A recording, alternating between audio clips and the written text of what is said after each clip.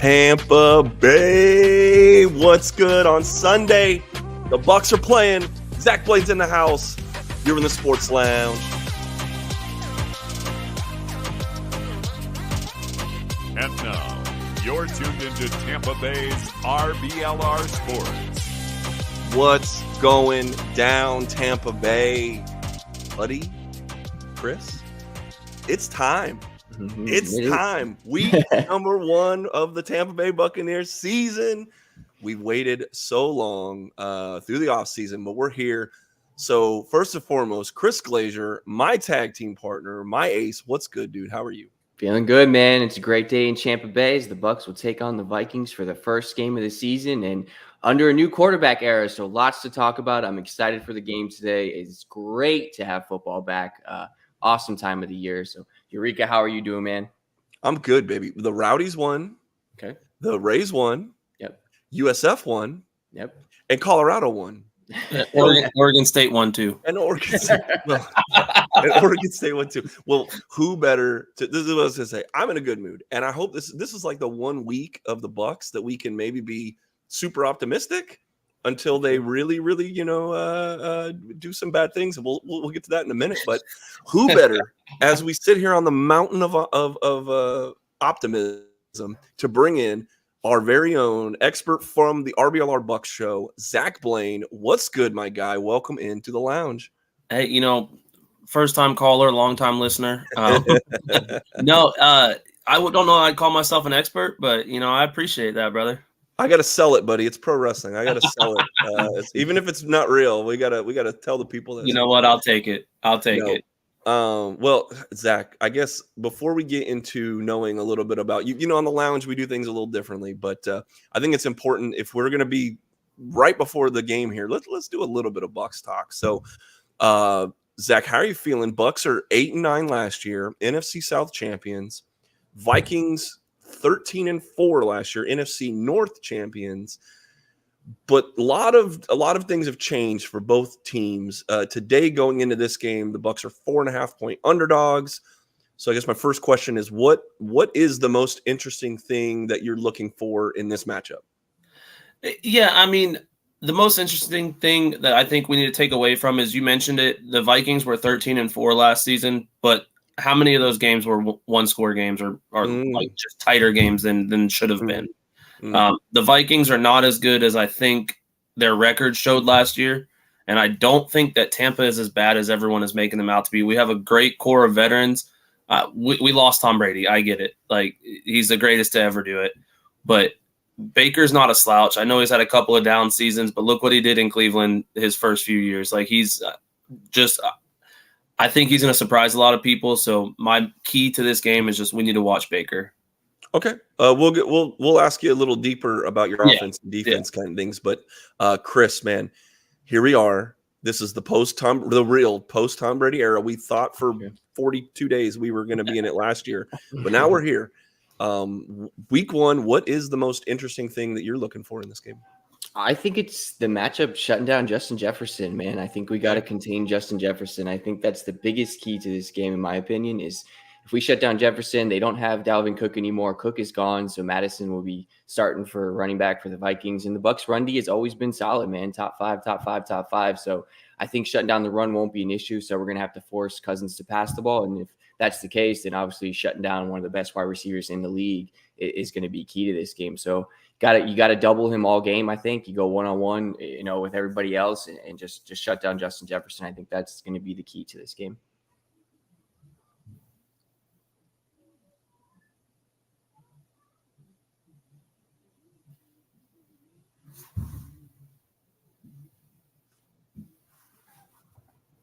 There we go. So to me, my kid's yelling in the background here. So I had to, part of the lounge is me parenting my child. Right, it happens. But so we'll definitely get into kind of how you think defensively the Bucs are going to be able to do that to Justin Jefferson, and because to me that's the most interesting thing is, can this defense drag us to victory? I really have very low expectations for the offense, and really I hope that I'm wrong. But they brought in a new coordinator in Dave Canales, and we don't know what that scheme really is going to look like after vanilla offense in the preseason.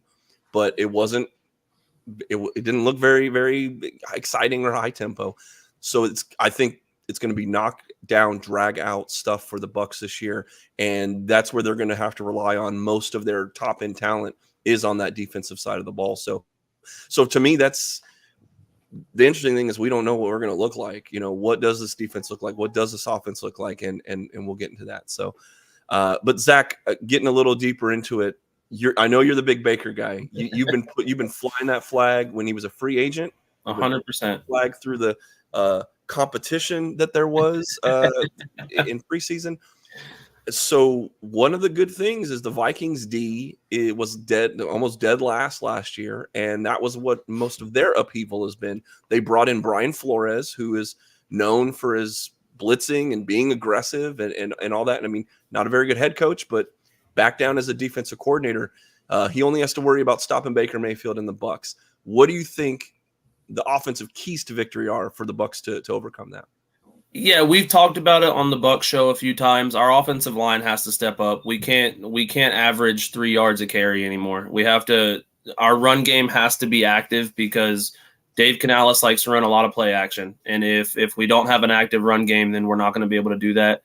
So I think the main key is going to be our offensive line and how they produce compared to last year. And the little secondary key is got to be Baker Mayfield just controlling the ball and not having any turnovers. Chris, what are you looking for out of this defense, man? I think for the Bucs offense, or sorry, from the Vikings defense. Okay, how do you think they're going to attack our offense? Like, how do you attack the Bucs? I think they got to run the ball. I think Rachaad White has to have a big game today. Okay. I think he's got to get at least. I'm hoping he's over 20, 25 carries. I think you try to keep the Vikings offense off the field, run the ball, control the clock, limit Baker's mistakes if you can. I'm a Baker supporter. I'm with Zack. I know I like the signing. I think Baker brings a lot of stuff the Bucs have never had. He's a mobile quarterback. He's going to keep plays alive for us. So if the offensive line is struggling, at least we do have that mobility now where Baker can kind of, if it's a 3rd and 10, he could probably pick us up a couple first downs today. So I'm really looking forward to that. But I think run the ball, control the clock, keep that Vikings offense off the field because their defense is not that good. So I don't see why we would have a problem moving the ball up the field. I think it's going to take some time to maybe get things going. Like you said, new OC, new quarterback. So we might have a couple drives where we're like, here we go again. But I think we'll start to get going once the game gets going. And I think just run the ball, man. Get White going. He's going to be a good running back this year. So I'm looking forward to it. Yeah, I mean, maybe I'm the pessimist on the panel, but I agree about the offensive line. I think it's because of how bad it could be. This offense is going to be a lot of dink and dunk passes, and maybe you can get a downfield threat. The good thing about Mike Evans is he ain't a downfield threat anymore, so he can't. I don't think he'll be able to run deep enough for Baker to overthrow him, but can we get more than just Mike Evans going in the passing game? Because I hope if they can get a running game going and stuff it down Minnesota's throat and control the clock and control their, keeping Kirk Cousins off the field, and hell yeah, I'm all about that. It's, to me, they're going to have to really prove they can do it. And I think that starts with getting confidence to Baker Mayfield, starting out, not trying to go deep early. If they can establish a running game, that establishes a play action game, which then establishes more and more and more. But that's a very thin house of cards that you can pull down really quickly with good blitzing, stuffing up the middle with runs. And that's the first thing they're going to have to do to really do this. And if they can't, establish some sort of good pass protection, and if they can't establish the line of scrimmage with running the ball, then it really doesn't matter who's back there as quarterback. Yeah, it could be Tom Brady, right? It could be Peyton Manning, it could be Joe Montana, it could be Baker Mayfield or Trask. But it wouldn't we saw it last year. Tom Brady looked pedestrian last year. Yeah, and I don't even mean that in like a negative way towards Brady. Obviously, super thankful for what he did in Tampa, but he looked mediocre last year, and that's just he's the greatest to ever do it. So to see someone look so just, for lack of a better word, mid, it shows that the run game is important, and Tampa didn't have a run game. Yeah. Well, one thing's not folding is the comments, the people in the chat right now. So shout out to our boy Matthew Gannon saying the new nightmare is going to fold. While you're here, there's a little like button, there's a little subscribe button. Go ahead and click that bad boy, because every single day, pretty much, we're putting out content about not just the Bucs, but the Lightning, the Rowdies, the Rays, you name it. We are covering your Tampa Bay teams and trying to give you more of what you love. So the other way you can help, if you don't hit like, if you don't subscribe, or if you're already doing that, hop over to the shop. That's shop.rblrsports.com. We've got stuff celebrating all the favorite teams in your colors that you love. It's like the Bring Back the Devil t-shirt, man. It was Devil Rays Day on Friday, and our boys came through, and I really hope that they never go away from that Devil Rays, at least as a third jersey or something. I'm telling you, it's just perfect. It works so well. I could not agree more with you. And they'll sell them every year. Well, because we've been selling a bunch of these t-shirts. You can get one too with 10% off. Promo code LOUNGE, LOUNGE. We'll get you 10% off every single thing we have at the shop. Chris, flipping on the other side. Mm-hmm. Let's just say the offense actually is scoring some points. The only way they're really going to win this game is if they shut down Kirk Cousins and Justin Jefferson. So what are you looking for as the defensive keys to victory for the Bucs? Man, we got to rush the passer. We got to be better at rushing the passer this year. Guys like Tryon, we've talked about Tryon over and over. This has got to be his year. He's got to step up. We got to pressure Kirk Cousins. Kirk Cousins is not a mobile quarterback. He ain't going to be able to move much in the pocket. So pressure. Don't let him have time. You let him have time, it's going to be tough to defend Justin Jefferson for a long period of time. So you got to get that pressure and eliminate those deep threats. Bend but don't break defense. We're going to give up some plays, but don't give up the red zone stuff. Eliminate the touchdowns, hold them to field goals. Pressure.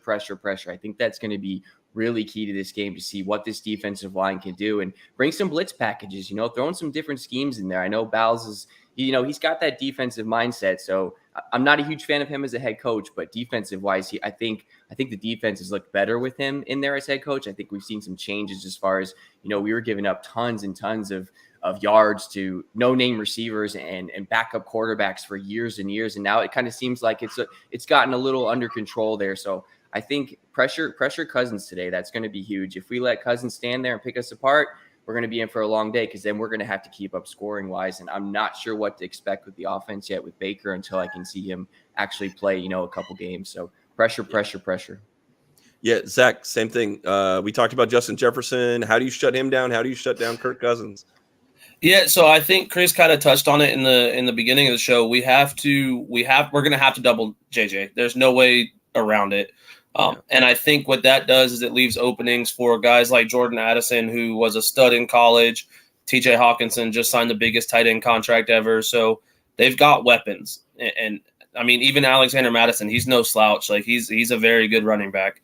So what it does is it kind of opens up our eyes to some of our other guys, because I would imagine we're going to have Carlton Davis on JJ with probably a safety on over the top. So it kind of opens up our eyes to some of our other defensive weapons and seeing how they can one-on-one against guys like TJ Hawkinson and Jordan Addison. Youth movement is a little bit of what's going on here on the back end now, because to me, the key to victory is obviously, our Pro Bowlers need to eat. I said at the top, this is where the majority of our top end talent is on the roster. Vita Vea, Shaq Barrett, Levante David, Devin White, Antoine Winfield. These are the few guys that I would say are like studs, absolute studs. Yeah. But that's 5 out of 11 guys on the field. And so, who do you think, Zach, are there other people you're looking, if either they're young guys or depth guys or someone that needs to step up the most on this defense to keep it going? Yeah, I think someone we just signed, Ryan Neal. I think he's going to play a big part in today. And again, just signed him. Not really just signed him, but we just signed him to a contract extension. Jamel Dean's going to have to step up today as well. Yeah. Those are my 2 key guys. Obviously, some of the rookies, Kalijah Cansey, if we want to get any kind of pressure. I haven't seen if he's playing or not, but I know he was back at practice. So that's kind of the rookies. Obviously, they're going to step up. But my 2 big ones are Ryan Neal and Jamel Dean. Okay. Yeah, Cansey is questionable. Okay. He did have limited practice in Thursday, full practice on Friday. So I think he plays. I would say it looks like he's probably playing. Yeah, Chris, I don't want to say X factor, but yeah, basically like outside of our big name guys who, if we're going to have any success this year, everyone you think needs to be good. And but it's the margin is how deep can the team be. So again, are there any guys like either new to the starting role or guys you think need to take a leap for, especially in this game, to start off the season well?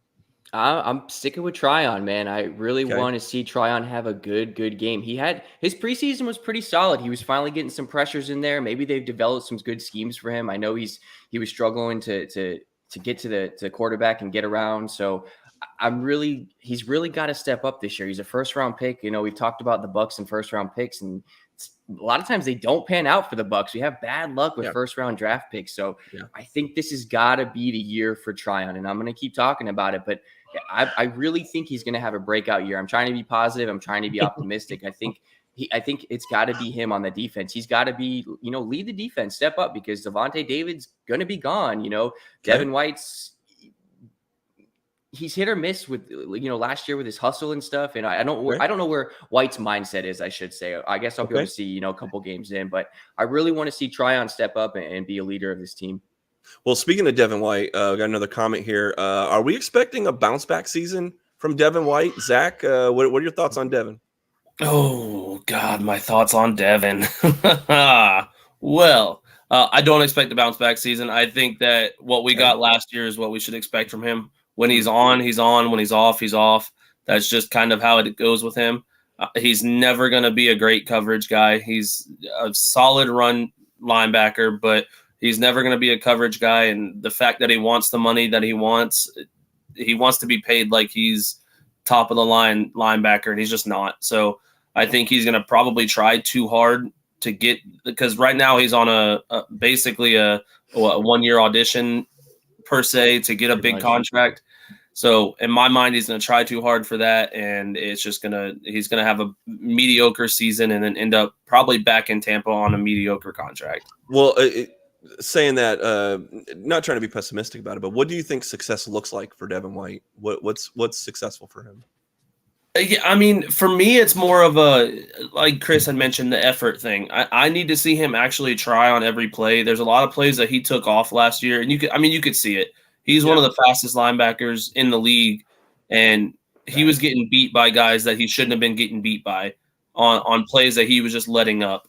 So I guess a successful season, I just want to see him, I would say, lead the team in tackles. Okay. I think that he's got the ability to do that. Okay. And just improve in pass coverage, because if he's going to be our MLB 1, he's got to improve on pass coverage, because I think Levante's done after this season. I do. I think that's why he signed a 1-year deal. I don't think he's coming back. I don't think he's going anywhere else. I think he's going to retire. But if he's going to be MLB 1, he needs to be the guy. And right now, I just don't see that. Yeah. I mean, we all saw the 9 sacks he put up a couple years ago and 140 tackles, and we were like, let's go. Exactly. Since then, combined's been 9 tackles over 2 years, with a pretty steady 120. Yeah. 3.5 a year ago, or 2 years ago, 5.5 last year. So I think if you do have around 5 to 6 sacks, I mean, I don't think he'll be up to 9, but maybe.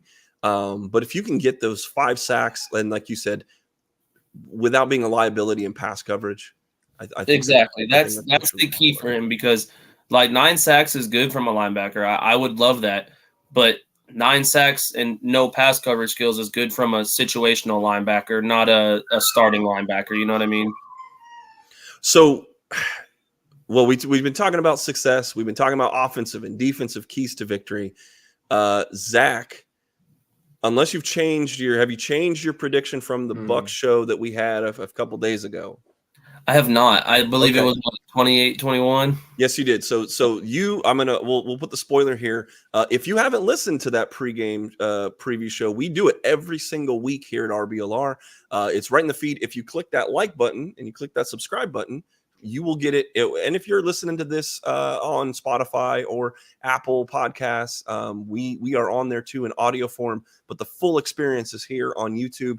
Click that little subscribe button like hundreds and hundreds of other people have, and you'd already know that Zach's prediction was 28-21. So you're the only person. I wanted to lead off with you with this because you're the only person predicting a win, I think, today. Why basically is why are you so optimistic? I think it's more of just like a gut feeling. Like everyone is doubting Tampa, and it feels just like this is the perfect setup for an upset. No one expects Tampa to come out and beat Minnesota. Like especially on the road. Yeah, Minnesota is 13-4. Yep. It just was 13-4 last season, so it just feels like the perfect storm brewing for there to be an upset. Like the Lions upset the Chiefs. No one expected that, but it's going to happen. So I think that Baker pulls through. I'm not going to say he throws for 400 yards and 6 touchdowns, but I do think that he pulls through. I don't think he throws an interception, and maybe 1 or 2 touchdowns. And I think that Rachaad White comes up and averages like 4 yards a carry and gets us a couple touchdowns. Let's go. Hey, look, I'm all for that. Yeah, I'm praying. I'm not gonna say it, buddy. I want you to be the only right person in the world. Shout out to Santiago, who was kind of in that role a couple years ago, where all of us were just like, "Dude, what are you doing?" And Santiago would always be right, and I'm like, and I would always give him crap too. The first time I got on the Bucs, I'd always be like, "Dude, there's no way they win this game," and then come back and win. I'm like, "Oh, now I got to go talk to Santiago on the show." Yeah. All right. Well, Chris, you're kind of our voice of reason around here. What's your prediction for this game? I got the Vikings winning 24-20. I think we're going to struggle a little bit. Like I said, it's going to take time. I think it's a slow burn this year for this team. That doesn't mean that I don't think we can't win the South. I think we could win the South. The South is a toss-up to me. So I think it's going to be a slow burn. This is a tough first game. Minnesota does not lose often at home. It's going to be loud. It's going to be noisy, new OC, new game plans. So I think we're going to have some penalties in here. That's going to cost us some key yardage and some big plays. And I think Baker has a good game, though. I don't think Baker has a bad game. I think he has a pretty solid debut for us. Remember Fitzmagic a couple years ago when he threw for 4 TDs in his first game, and we were all on the train, and then he came back down to earth and did Fitz things. But I think Baker has a solid game. I think it's just going to take time. I think it's going to take time, and I think we take the loss here. It's a tough first 4 games for the Bucs here, so it's going to take a little bit of time to get things going. I don't want everybody throwing the towel in early. Like I said, it's going to be a slow burn. The South is going to be up for grabs. We could start 0-3, and I think still have a shot to win the South. I don't think panic mode is going to set in for a while for this division, just because I don't think there's a clear lock front runner that's going to take this division. So unfortunately, I think the Bucs do lose. Now, obviously, go Bucs, baby. I want them to win big time, but I think it's still going to be a good game, and I think that's the most important thing. Well, we'll check back in a week and see how your optimism is fine. I unfortunately am also a loss. I'm also taking the under. 24-13 is what I think. Kicking game, we haven't talked about that. Kicking game is a question mark. The offense is a second question mark, and outside of our Pro Bowlers, where's the defense going to be? Question mark, question mark, question mark. So I don't think it's 11 points isn't a blowout to me, but I think it's a comfortable win for the Vikings, especially if they take the lead first and if we're playing from behind and we're limited in our play calling abilities and things like that.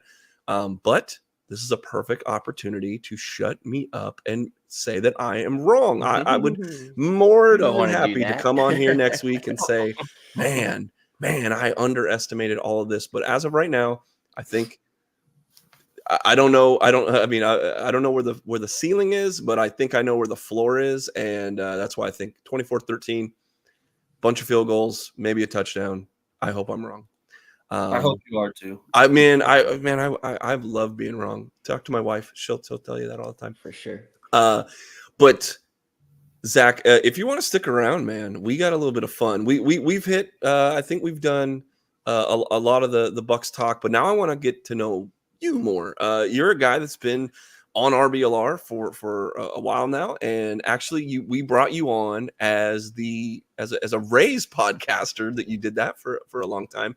Very knowledgeable, as much as you are here in football, you are in baseball as well. But Zach, I don't believe you're from here though, right? Were you from Florida originally? Yeah. So I mean, I was born in St. Pete. Okay.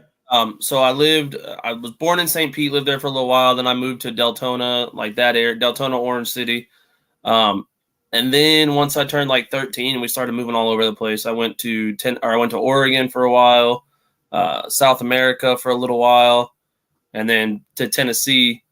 And then that was when I enlisted in the military and came back to Florida. So I just recently, about a year and a half ago, moved back out to Tennessee finally.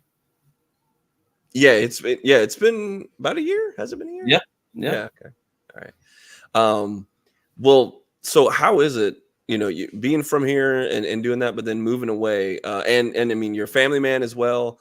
How do you find time to watch all this stuff and follow it from afar? Yeah, I mean, there's a lot of streaming services that come into play because I mean, I mentioned in the beginning, like I'm an Oregon State fan for college. So when it comes to college, like I can't watch a single Oregon State game. So I have to find sites that give me Oregon State games. But the biggest thing for me is just my kids enjoy football.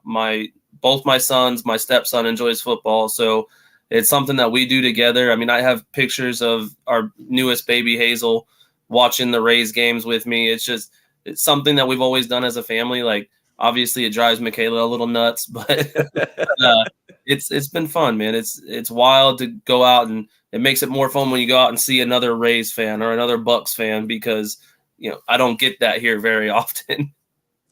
How is the sports fandom up there as far as like being a Bucs fan, being a Rays fan? Is there any kind of local groups you can get together with? Anybody up there more fans or anything like that? I wouldn't say local like Bucs fans groups. For baseball, a big thing here is the Cubs, because we have the Cubs minor league affiliate. We don't have an MLB team, so we have the Cubs minor league affiliate. So a lot of times it's either Cubs or Atlanta Braves. So it's like being up here, there's not really that rivalry essence, because I don't see very many Yankee fans or Boston Red Sox fans. Like, it's just not something I have to deal with here, which is kind of nice. But also, like, I enjoy talking trash. So when it comes to games and stuff, I don't really have anyone that I can talk trash to, because all my teams are different divisions. They don't play each other. So it's just been, whenever I get the chance, I just kind of talk trash on the Tennessee Vols, because that's all I got. If I get when they're playing Florida, I'm like, I don't even like Florida. Like, I don't like the Gators, but I will root for the Gators just to talk trash to the Tennessee fans. That's awesome.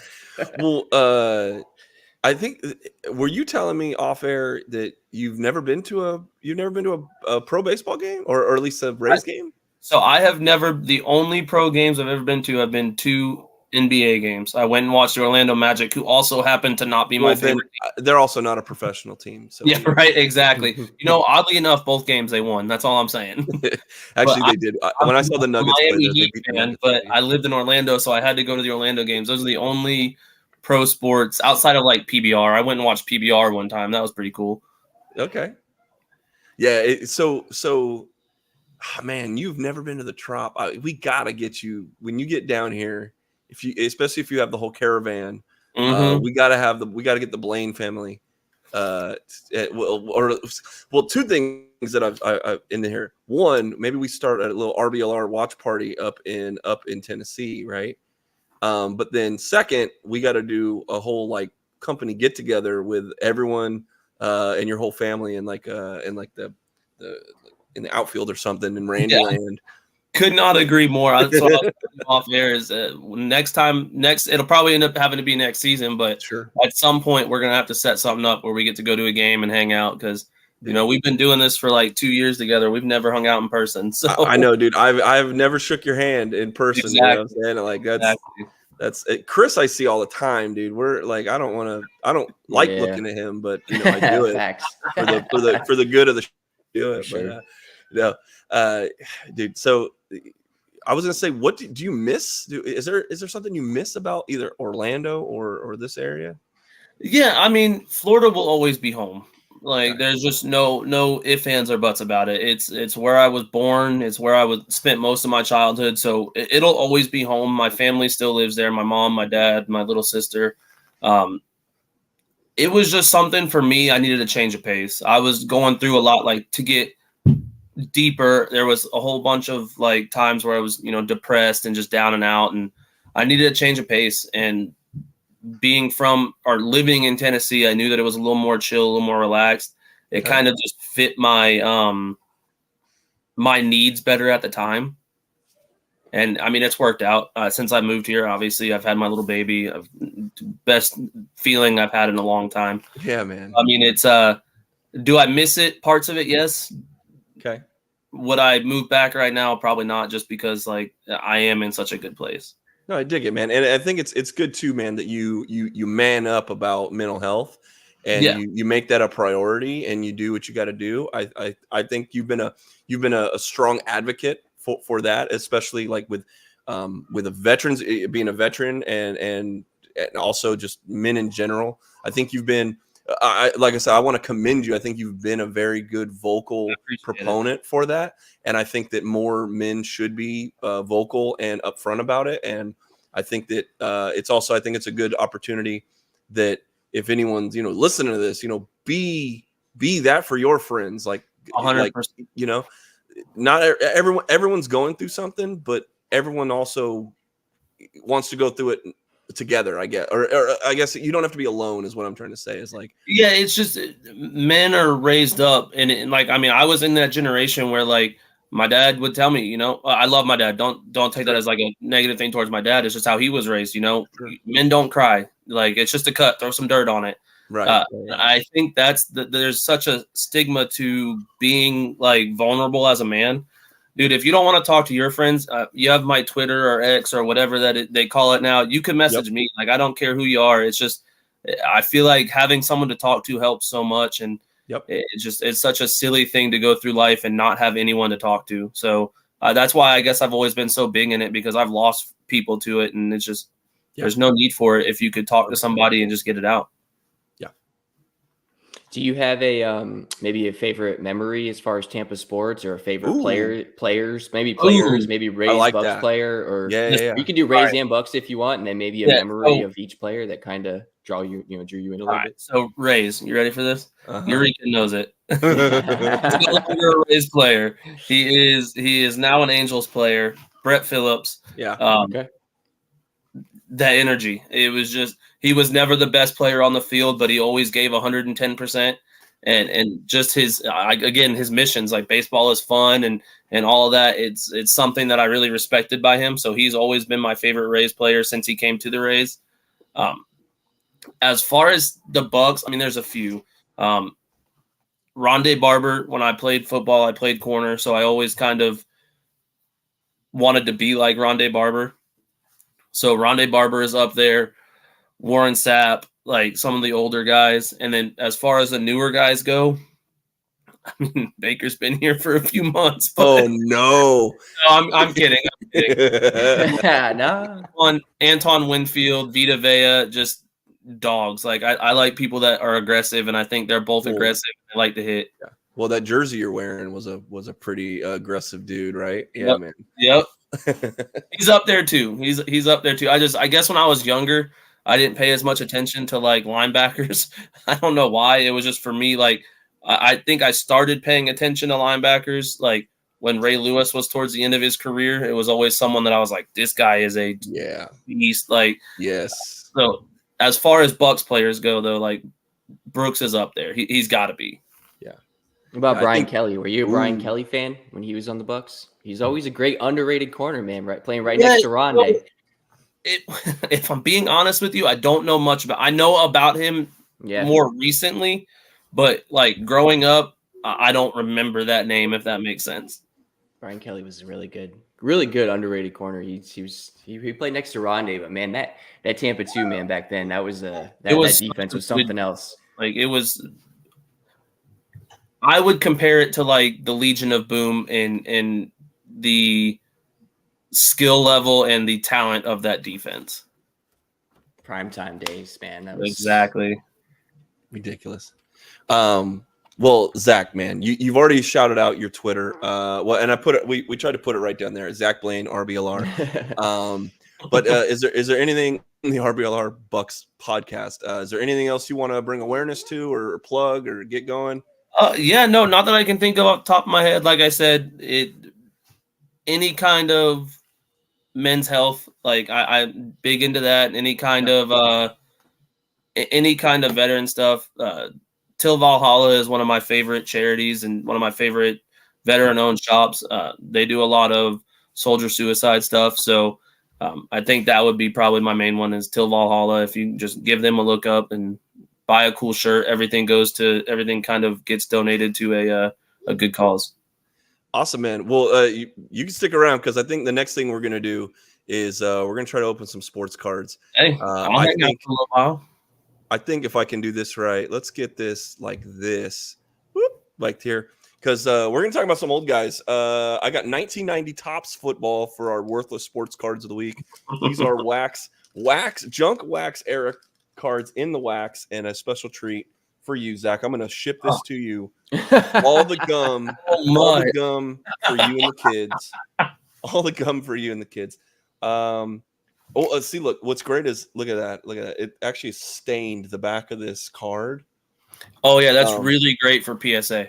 Well, what's dope? No, but see, well, when they do the kind of retro cards now, sometimes they do like this gum staining, like as a little tribute on there, kind of really on purpose. Yeah, you could see some cards have like a gum stain parallel or something like that. But so we're gonna go through here. There's a few rookie cards that are in here, but we were just talking about this off air that like pretty much all these cards are not quite worthless, but like we're talking the most valuable cards out of this set. I mean, maybe Joe Montana, PSA rated Jim Mint 10 is $100. Okay, so you're talking that's the top of the mountain. Deion Sanders rookie, well, it's not quite his rookie card, but what is it? Cortez Kennedy, Junior Seau have rookie cards in here that are Hall of Famers, and you're talking $60, maybe PSA 10. Yeah, and it's just so wild that Hall of Fame players, just due to how overproduced the cards were in this era, that they can go for so cheap.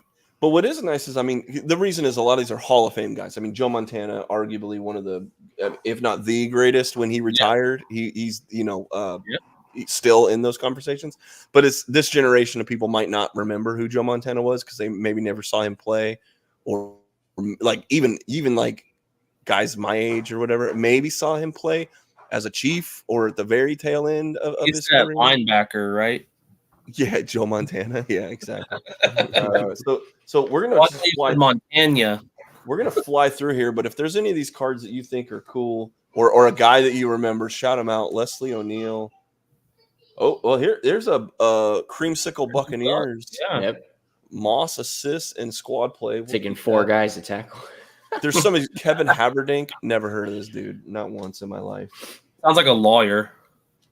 John Offerdahl, David Fulcher, Johnny Needs, Boomer Esiason, which is Boomer. Look how bad of a picture this is. This is Boomer Esiason. Pretty sure his leg's broken right there. Well, we got a homeboy out of focus in the front of the damn card. I love stuff like this. Like this is why did this pass? Who's the dude? Whose idea was it? Yeah, there's the Bungles. Someone's not a Bengals fan. Is what I'm telling you. On the top. No way. Wyman Henderson with the dope like the red specs, man. My dude, he's got the specs and he's got that that crossbar in the middle. Yeah, brother. There's a whole bunch of 80s going on in this thing here. Alan Pickett, Joey Browner, Harris Barton. So we'll go a little faster with these, but that just kind of shows you. I dig the artwork in these, except for that Bengals one. But that's what I love. I collect. Like that's another thing. I collect a lot of weird sports cards like that have like really dumb pictures or their bloopers that made it to the press. There's Derek Hill, Stump Mitchell. That's a hell of a name. What a name! Stump Mitchell, Larry Kinnebrew, Jim Covert, Anthony Carter in the 1,000-yard clip. Here's Jimmy Harbaugh. Pete Mendeley, Chris Carter with the Eagles. It's his 4th year in the league. Oh, am I losing here? Sorry. 4th year in the league. We haven't looked at the back of these, but look at that font, brother, man. These are awesome. Merrill Hodge. 11 TDs back then was like huge. Who could forget all-pro kicker Mike Kofer for the 49ers? John Grimsley, Bill Bates, Eric Hill. Yeah, so some of these dudes, man, they need advocates to say, man, that's the picture. That's the picture you're going with, my guy. Well, we just got verification 1 minute ago. Yep. Elijah Cansey will play against Vikings. That's huge. There you go. Yeah, I figured he would have played there. We've got some cards sticking together, which is always fun. All right, let's see if we can get these going. Look at those old Patriot. Your dad's a big Patriots guy with these? My dad is a huge Patriots fan, and I love the Patriots throwback jerseys. Rodney Hampton, my guy. Looks like a middle school picture. So there's a dude, Thurman Thomas. I think Thurman Thomas would have been one of your favorites back then, Zach. Here's Bubby Brister if you don't know who that is, that's right in the middle. He's the quarterback that they're calling out. Bubby Brister is always a dude that had a bad rap at the end of his. So he was on the Broncos. I'm a Broncos fan, being from Denver. And when Elway retired, we had Bubby Brister on the roster as like the dude that should have went in, except that Shanahan drafted Greasy that year and wanted to start Greasy over Bubby Brister. And they won, I guess, 8 or 9 games with a bad rookie quarterback in Greasy, who turned out to be nobody. But imagine what a lot of those veterans are like. You imagine what we could have done with a veteran as the quarterback. Here's Sterling Sharp, the Hall of Fame. Is he Hall of Fame? Did Sterling make the Hall of Fame? I don't know if Sterling. I know Shannon. Shannon did, but Eric Thomas pointing right at you, buddy.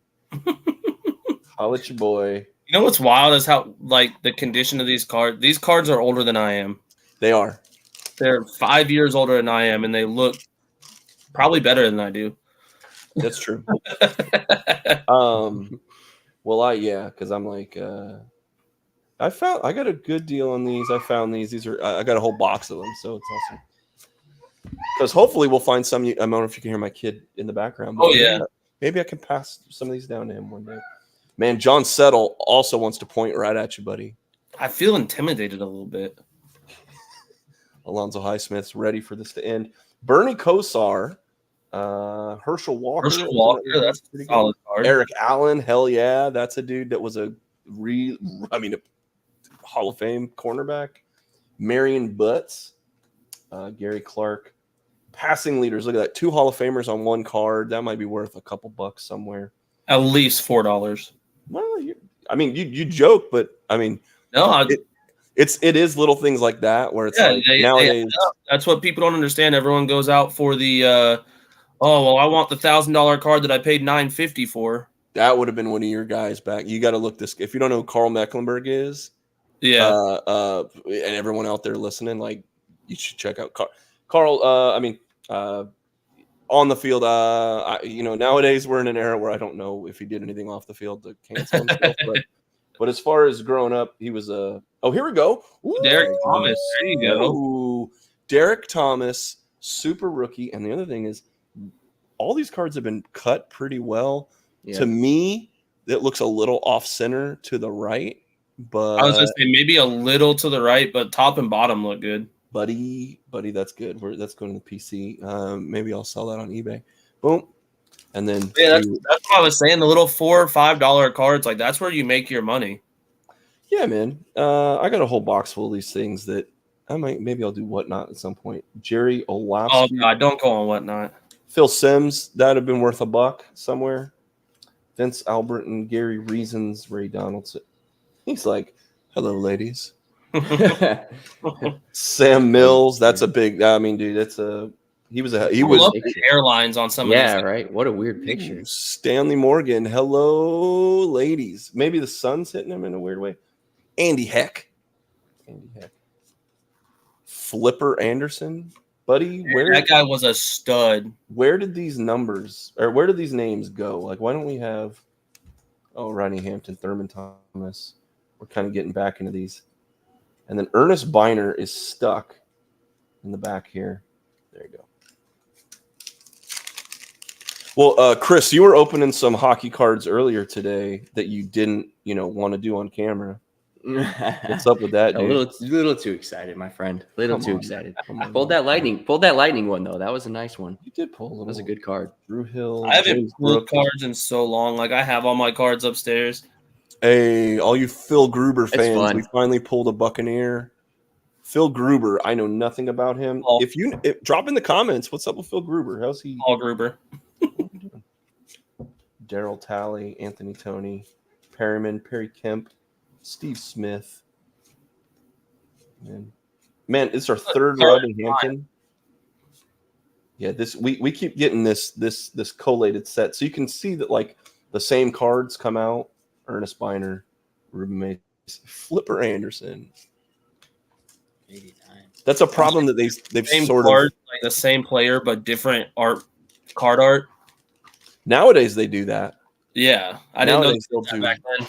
Nowadays they do. They'll call them like short prints or super short prints. And isn't it usually the same picture? It's just different border. Well, that's a different thing. That's called a parallel. So you'll have like a. Oh yeah, you're right. You might have the same card, but a green parallel numbered to 100, a gold parallel numbered to 1,000 or something like that. I got some Shane McClanahan numbered ones back here. Let's go. Norm Johnson, Eric Ball, Michael Stewart, John Forcade, Mel Owens, Reggie Roby. Here we go. Reggie White, All Pro. Stained by the stain. That's the other thing too, man. Back in the day, I think this is the gum stained card in there. Plays Melvin Braxton, who I knew nothing about. There too, dude. I know. Mike Alexander, Todd McNair. Checklist, our favorites. That's what everyone wants. And now, back then, did they do like autos? No. Right. We were talking about how worthless these are because they're doing like a bajillion prints of these things. Yeah. But what is cool is, every once in a while they would do it, but man, you got to think they're printing millions and millions and millions and millions and millions of boxes, which is the problem. That then if they go, they were putting things in like, hey, you could get this autographed. Back in the day, like Nolan Ryan or Mickey Mantle, I think was one of them. That was a huge craze. Even back here in this era, there were some short prints and insert sets and stuff like that you could collect. It's just, dude, the odds of actually pulling one of those things is those would be the ones that are actually worth stuff. Yeah. So there's like a Michael Jordan short print in one of the like 1994 90 Upper Deck. It's a baseball card of him when he was taking some swings at Comiskey Park one time, and they had him on a deal to print basketball cards, and so they worked a deal to have him print a super short print in that set, and it's still today people buy boxes and boxes and boxes of those cards, you could open 10 boxes of those things and not find one. Bobby Humphrey was actually. Oh, here we go. Check this out.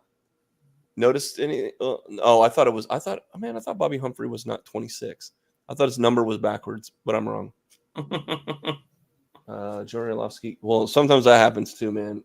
Tops, not so much, but Fleer definitely has some questionable sets.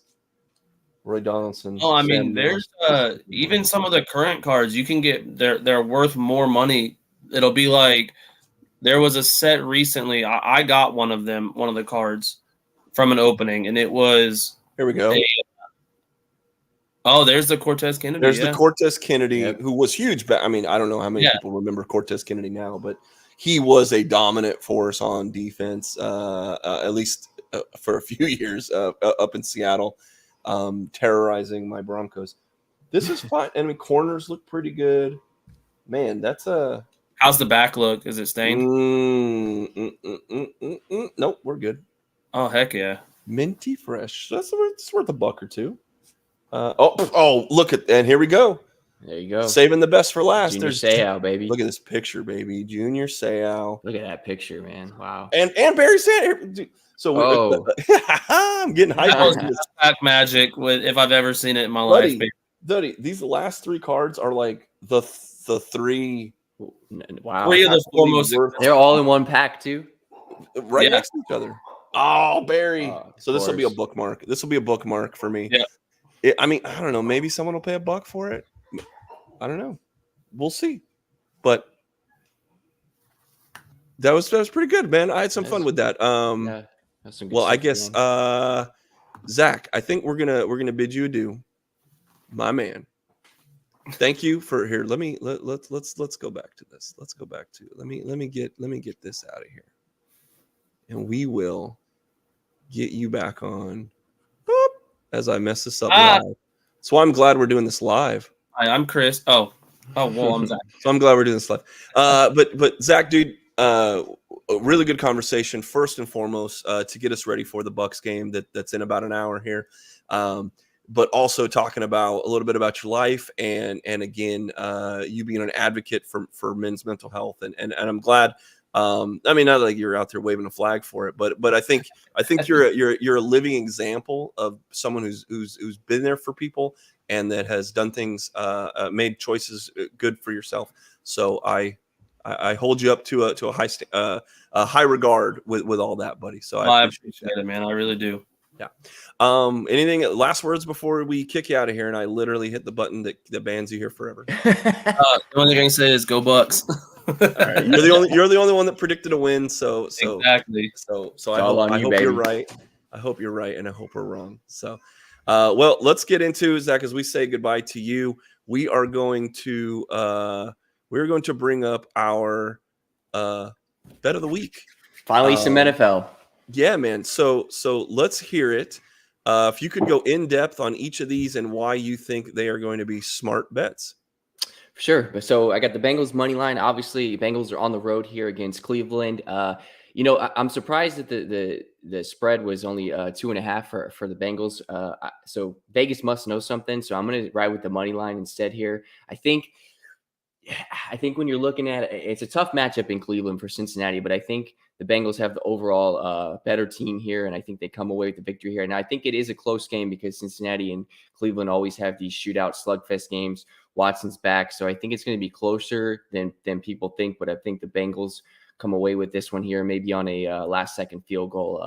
And then Ravens money line, obviously everyone's on the Ravens. The spread is 9.5, which is crazy. A spread for 9.5 to me, it seems pretty high, even though the Ravens are at home. Lamar Jackson, you got Odell Beckham Jr. making his debut for the Ravens today as well. So I think it's going to be hype. I think it's going to be tough for Houston to sneak out a win here in Baltimore. I think the money line here is the way to go. I think the Ravens win by at least 14. I just don't see how CJ Stroud, a rookie quarterback going into Baltimore, is going to be able to really hold much here for Houston. I just don't trust it when it's a double-digit spread in the NFL. It's the NFL, so anything can happen, but I like the Ravens money line here better. And then I got the Washington Commanders at -7 here at home versus the Cardinals. You know, the Cardinals are in just disarray right now. Kyler Murray's not starting. He's on the PUP list. Commanders are at home. Obviously, Sam Howell is my worrisome here, being starting at quarterback. But with the Commanders at home, Cardinals on the road, starting Josh Dobbs, I don't really expect much from the Cardinals offense here at all. I think you're looking at a Commanders defensive touchdown in this game. I think they win by at least 10 here, especially at home. So those are my picks: Bengals money line, Ravens money line, and Commanders -7.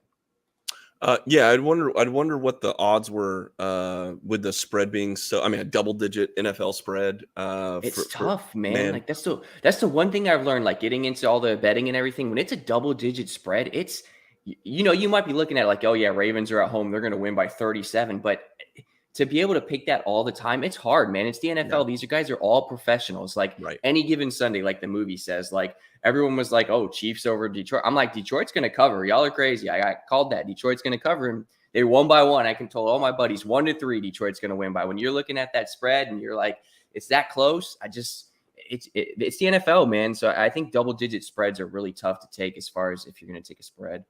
Yeah. I mean, it's like college football. Sometimes you you see, okay, this will be an upset of all upsets if this, but they do happen. But Alabama lost this weekend, and I'm sure a lot of people lost money doing that too. Yep.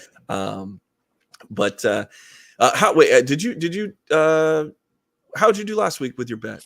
It lost. It was Zack Gallen pitching outs. Of course, unfortunately, he gives up, I think, 7 runs that game. I believe it was just a bad outing for him. So, you know how that it goes that way sometimes. But I'm just glad the NFL is back. I'm glad we can do some parlays here and get this.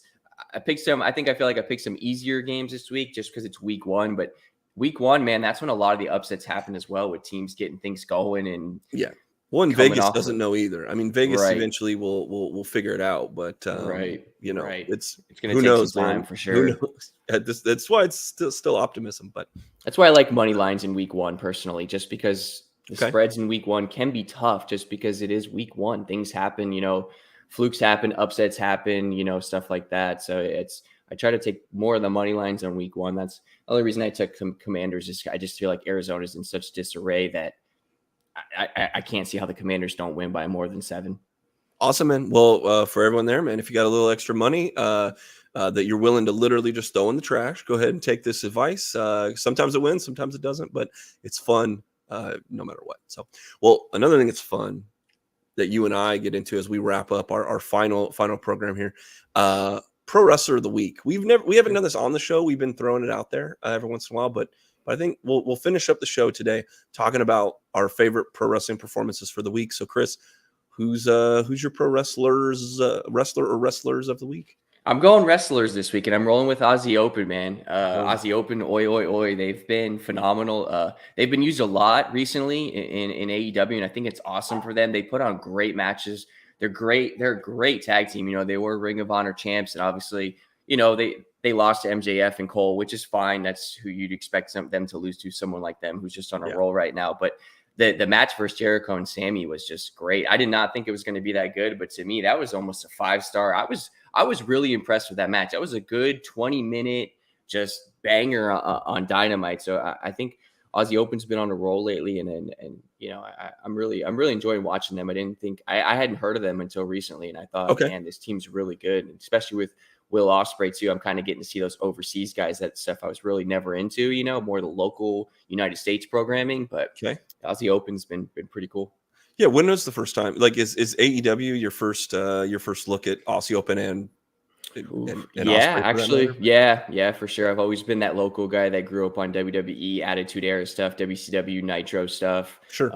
And back then there wasn't the technology we have now to go stream New Japan Wrestling tape, or any of that other trading, stuff. My guy. Yeah. I mean, I remember watching ECW on Friday nights. It was on for like an hour on TNN, I think. And it was that was the wildest stuff I'd ever seen when I was, 10, 11 years old. But that's pretty much what I grew up on. So I've always stuck to the local stuff here in the United States. So seeing someone like Aussie Open and seeing the guys from around the world, that you just realize how much talent's actually out there. It's cool to see. Yeah, they've been tearing it up. I first saw them, I mean, maybe a year ago in New Japan Pro Wrestling, and as the like heaters and background to the United Empire and Will Ospreay, and it's good, man. These guys they're a good team. I mean, Kyle Fletcher maybe could break out as a singles guy, but I kind of like them better as a team. For sure. I mean, I don't want to take away from them individually. It's just that sometimes, man, a tag team is just a tag team. And it should be like, I don't think anyone wants to see the Young Bucks break up. I mean, Nick maybe could do his thing as a singles, but why? You're diminishing your tag team for a singles thing. So these guys, brand new to a lot of people, almost including myself, even if I've only seen them for about a year, but they chose to stick around in AEW. I think and it's a good opportunity for them. They've been the Ring of Honor World Tag Team Champions up until recently, and I think that they've just scratched the surface on what they're going to do. So for sure. My choice is a little controversial. I think maybe I was going between a couple guys, but ultimately I had to pick Roderick Strong. I didn't think I'd be saying that like a month ago. I don't think I would have ever said that. Great Roderick Strong is you like that is the pro wrestler of the week.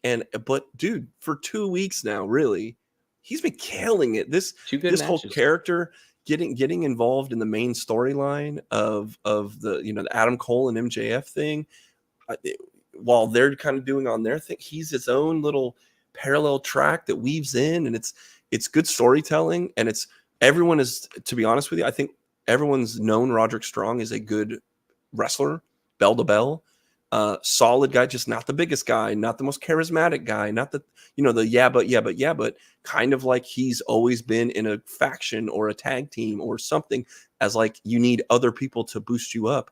And now Roderick Strong, with the help of the Kingdom, which is 2 other guys that I think are very, very lowly rated by average wrestling fans, for whatever reason.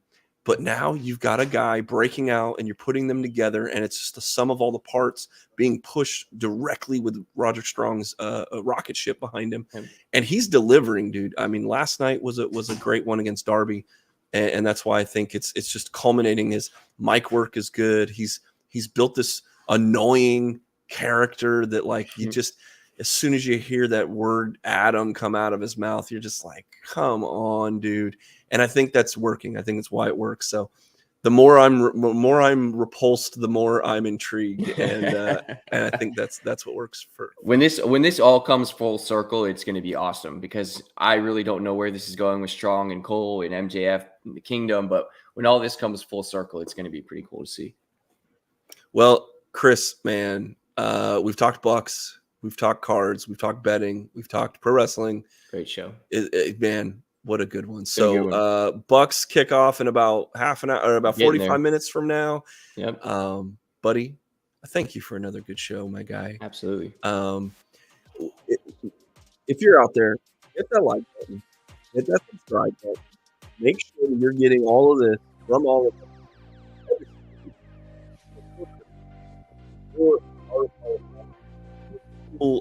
Guest Zack, Blain, from everyone here at RBLR. Go Bucs, baby. Say thank you. Let's go Bucs. Prove us wrong. Let's win a thing. Let's go get a South championship again. Let's get it.